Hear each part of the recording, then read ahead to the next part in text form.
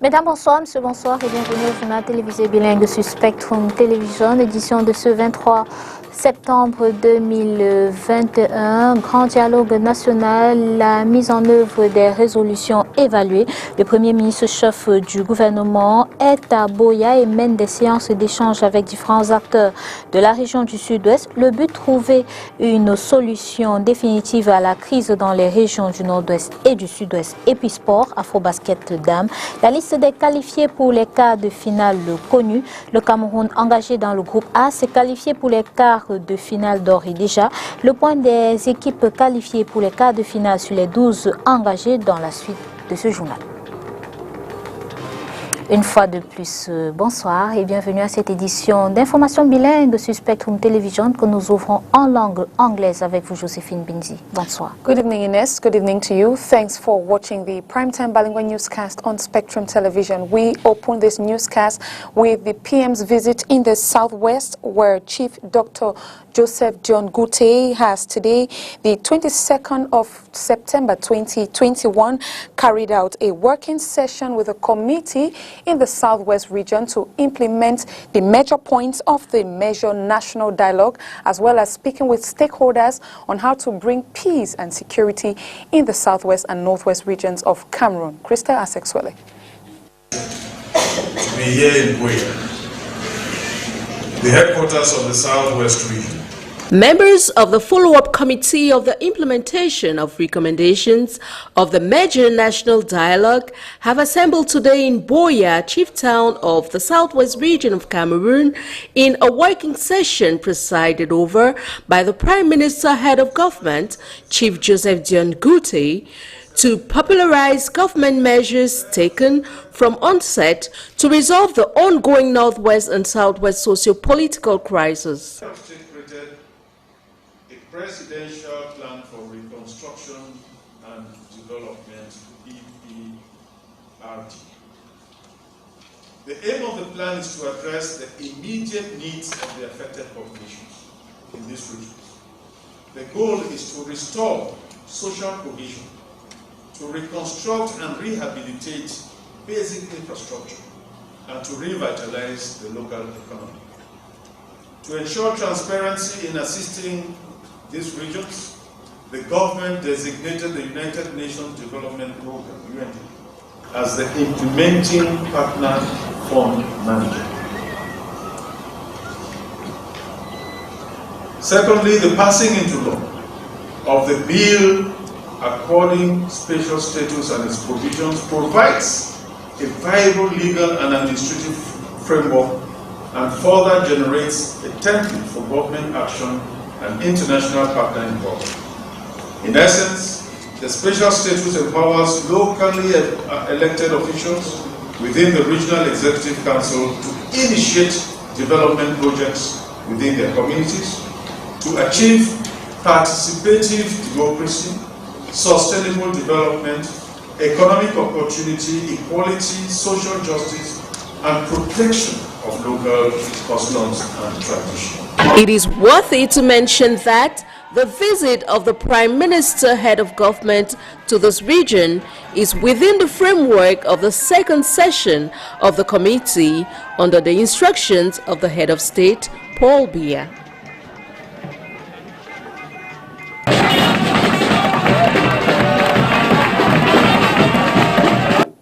The Minister of Defense has today, in a note made public, a security evaluation meeting with defense and security forces in the Northwest region of Cameroon, where he stresses in the armed power tactic and approach in the current socio-political crisis in the Anglophone regions. Details in the following report.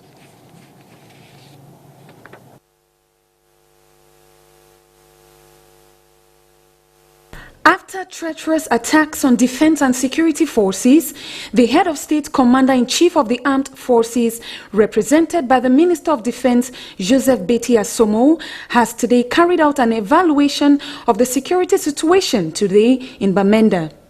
Defense and security forces have been the constant prey in recent weeks by separatist fighters with the use of much more sophisticated weapons, which insinuates collaboration with external forces. Defense boss has, however, reiterated on change in the strategy and action in consolidating national peace and integrity. Today has equally been a platform to encourage the approach of men and women defending the integrity of the land. New tactics employed will not be necessary to disclose, but there is a paradigm shift in the approach of the recent attacks on civilians. Cameroon, however, needs peace with the sincere patriotic support of all its citizens as it implores separatist fighters to lay down their arms and embrace the head of state's arm of peace towards the implementation of reconstruction projects in the northwest and southwest regions.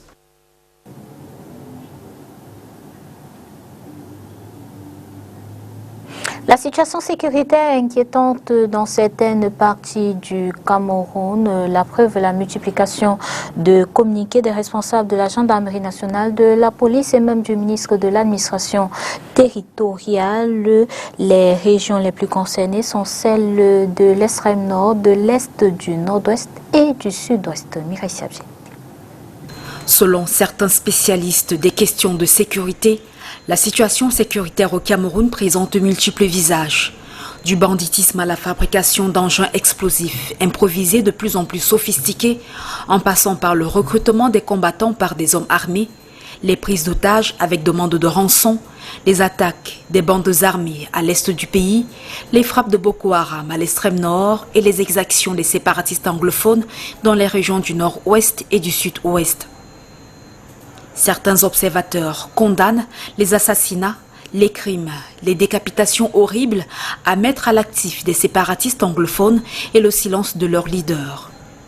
Depuis 2016, la guerre continue à tuer les combattants sécessionnistes et les soldats dans la partie anglophone du pays. Au moins 10 militaires camerounais ont été tués jeudi dernier dans la région du nord-ouest lors d'une nouvelle attaque perpétrée par des séparatistes, ont rapporté les autorités sur place. L'autre front sécuritaire au Cameroun se trouve dans la région de l'extrême nord qui depuis plus de 7 ans fait face aux incursions de Boko Haram avec comme conséquence le déplacement de plus de 300 000 personnes selon Human Rights Watch. Frontalière avec la République centrafricaine, la région de l'Est focalise l'attention du ministère de la Défense, de l'administration territoriale. Depuis le début de l'année, plus de 6 000 ressortissants de la Centrafrique ont traversé la frontière, fuyant la situation post-électorale de décembre dernier. À en croire des observateurs, l'insécurité qui règne dans certaines régions du Cameroun freine la participation des habitants au développement et hypothèque l'idéal de nouvelles gouvernances données par les dirigeants du pays. Le Cameroun va abriter la prochaine Coupe d'Afrique des Nations de football. Le gouvernement préconise d'ores et déjà des mesures pour garantir la sécurité.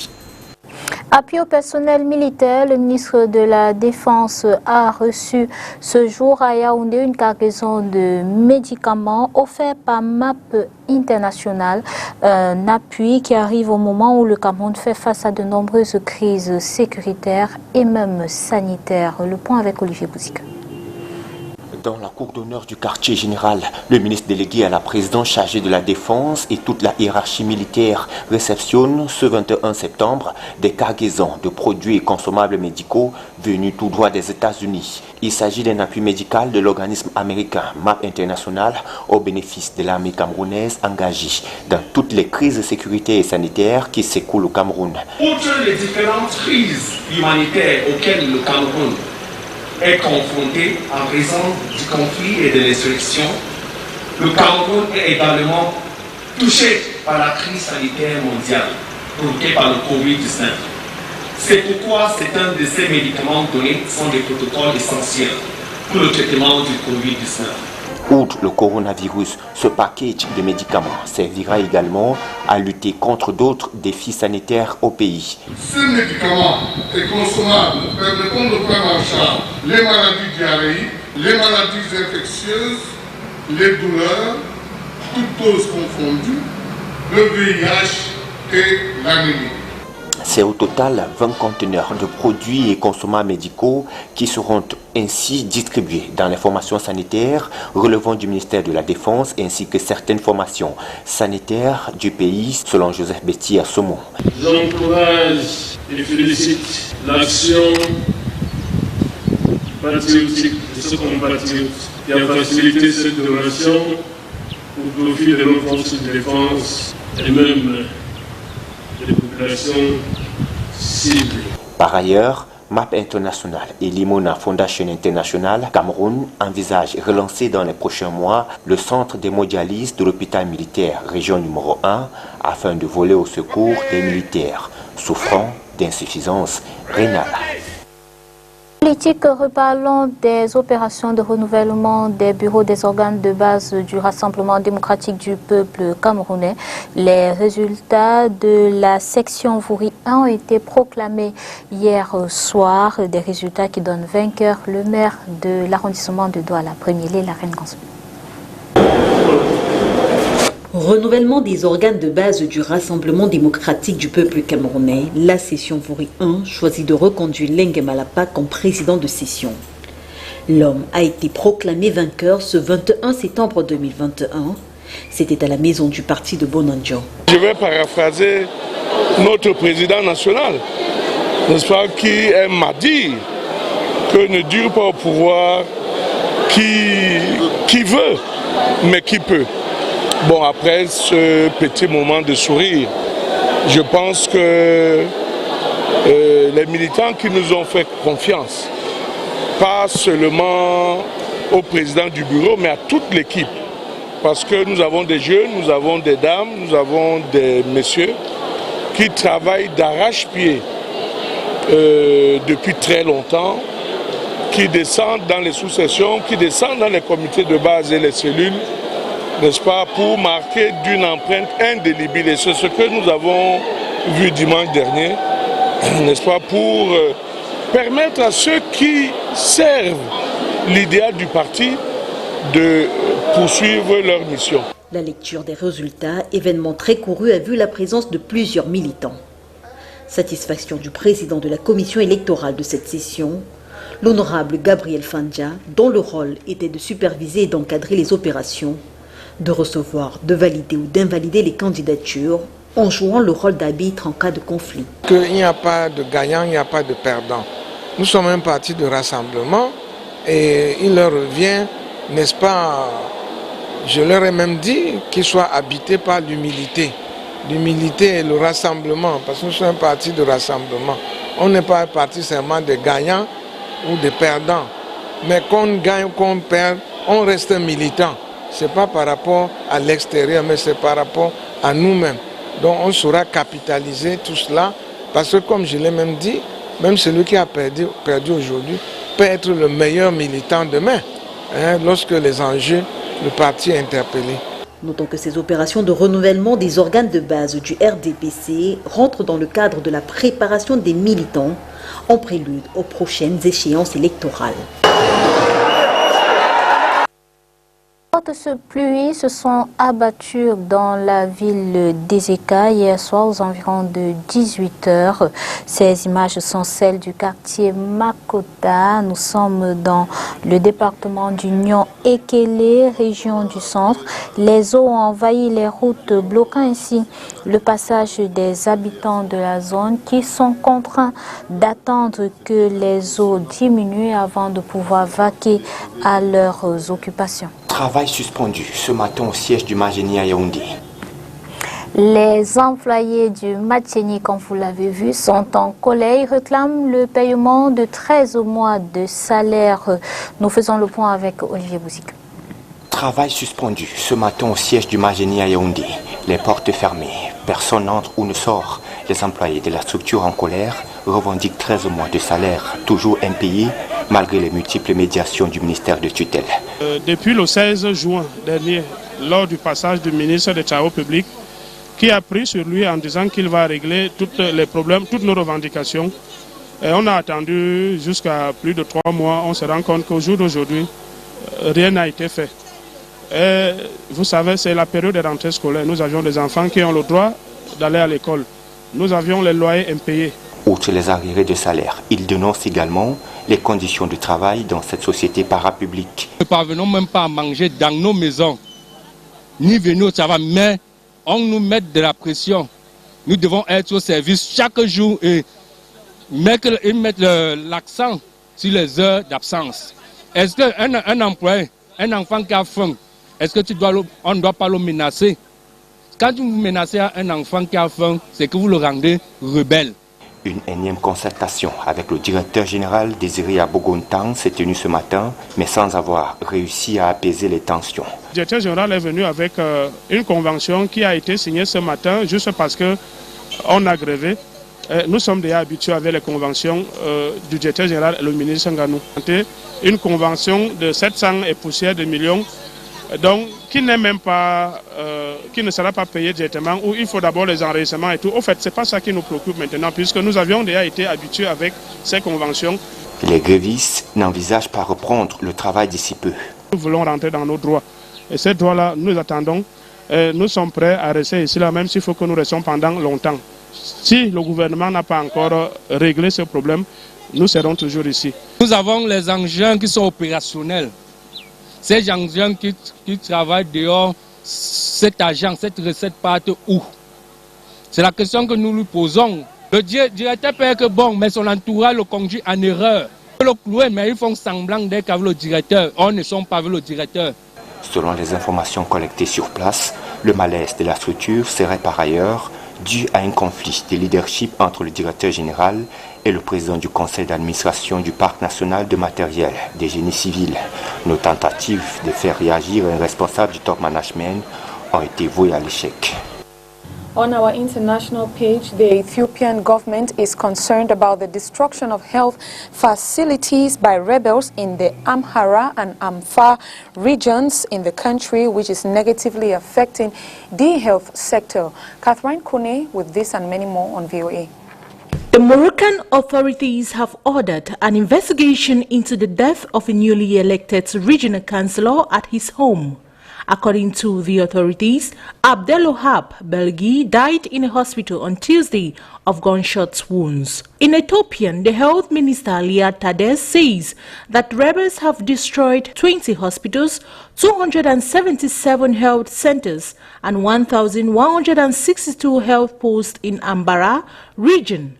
Over 1.9 billion people in Ethiopia's Ambara and Alpha regions have no access to health care after rebels loyal to the Tigray People's Liberation Front reportedly vandalized health facilities. Meanwhile, the Kenya and British governments say they are working on a system to recognize COVID-19 vaccine certificates issued in both countries to facilitate travel between them.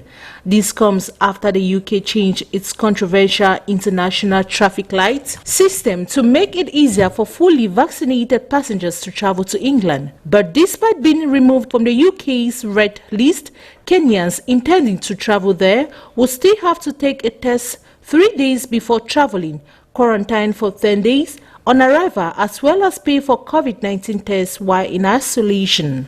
Whereas the World Health Organization sees the global commitment to provide COVID-19 vaccines to Africa needs to translate to real delivery of the vaccines to the continent. It came as the UN described the situation as a moral indictment, with over 90% of Africans still unvaccinated. En sport, l'Afrobasket Dames se tient au Palais des Sports de Yaoundé. Depuis le 18 septembre dernier, l'équipe nationale du Cameroun engagée dans le groupe A est déjà qualifiée pour les quarts de finale. Le point des équipes qualifiées pour cette phase de la compétition sur les 12 engagées dans ce reportage de Christian Romé et Emmanuel Tibi. La phase qualificative pour les quarts de finale de l'Afrobasket Dames de Yaoundé a livré ses élus.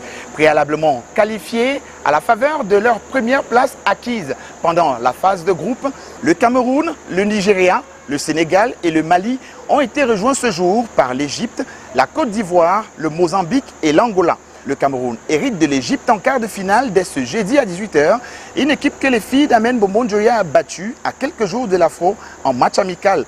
Le Nigeria, champion en titre, lui, sera face à la Côte d'Ivoire. L'Angola affrontera le Mali, le Sénégal face au Mozambique. Les vainqueurs de ces différentes confrontations assureront directement leur place pour le dernier carré, synonyme des demi-finales. Ici au Palais Polyvalent des Sports de Yaoundé pour l'Afro-Basket Dame 2021, nous sommes Emmanuel Tibuy et Christian Homé pour STV. En sport, les Lions indomptables du volleyball championnes d'Afrique sont de retour à Yaoundé. Hier, elles ont été accueillies à l'aéroport international de Yaoundé par des membres du gouvernement. Mireille Chabji. Les championnes d'Afrique de volleyball de retour au Bercail ce début d'après-midi. C'est une délégation coiffée par le ministre des Sports, Narcisse Molé-Kombi, qui les a accueillis à l'aéroport international de Nsin-Malène à Yaoundé avec tous les honneurs et les félicitations dues à leur rang. Au bout de quelques échanges avec le staff administratif, elles ont été conduites dans un hôtel de la cité capitale, d'abord pour un déjeuner, ensuite pour des échanges conviviaux pour savourer la victoire décrochée au Rwanda ce 19 septembre. Elles ont fait flotter le drapeau camerounais pour la 3e fois sur le continent. Comme en 2017 et en 2019, les Kenyanes ont été dominées par l'équipe de la capitaine Christelle Nana. Les Lions indomptables ont battu les Malia Strikers 3-7 à 1. Après sa brillante prestation au championnat d'Afrique des Nations Rwanda 2021, la sélection nationale senior dames de volleyball du Cameroun est donc arrivée à Yaoundé ce mardi 21 septembre 2021. Avec dans les bagages, au-delà du trophée principal, les titres de meilleure joueuse du championnat décerné à Christelle Nana et celui de meilleure serveuse attribué à Laetitia Moma. Une victoire, certes, mais avec beaucoup de difficultés auxquelles il est impératif de remédier pour éviter toute frustration. Le coach revient sur les hauts et les bas du séjour en terre kenyane. Pour parler un petit peu du travail, ça a été le stage le plus difficile depuis que je suis à l'équipe du Cameroun. Il y a des moments où on n'avait même pas de l'eau aux entraînements. Et les filles, elles se sont jamais plaintes. Ça fait des années qu'on travaille ensemble. C'est un groupe qui se plaint jamais. Jusqu'à présent, on n'a même pas eu, ne serait-ce que les primes olympiques qu'on a souvent lors des séances. Même à mon époque, quand je jouais, à chaque fin de stage, on avait au moins les primes olympiques. En espérant que tout rentre dans l'ordre pour les Lions d'ici là, rappelons que les sélections du Cameroun et du Kenya vont représenter l'Afrique lors du prochain championnat du monde qui se déroulera du 26 août au 11 septembre 2022 aux Pays-Bas et en Pologne. Fédération camerounaise de football, Samuel Eto'o-Fils a-t-il les capacités pour mener à bien le navire FECAFOOT et partant le football camerounais? La réponse est oui, du moins selon des footballeurs rencontrés ce jour à Douala. Oriane Donquin a pris les avis de ces acteurs de football au sujet de la candidature de Samuel Eto'o-Fils à la présidence de l'instance fêtière du football camerounais. Le point. Oui, Eto'o peut.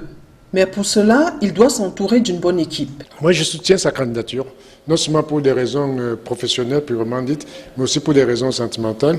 Aussi, parce qu'en réalité, nous avons vécu plus d'une dizaine d'années de gestion assez scabreuse, assez bancale. Et beaucoup de gens ont profité de FECAFOOT, soit pour s'enrichir, soit pour se faire un nom, soit pour... Et je pense que Samuel Eto'o est dans la logique de redresser les choses. Parce que je le vois très très bien à la Fédération camerounaise de football.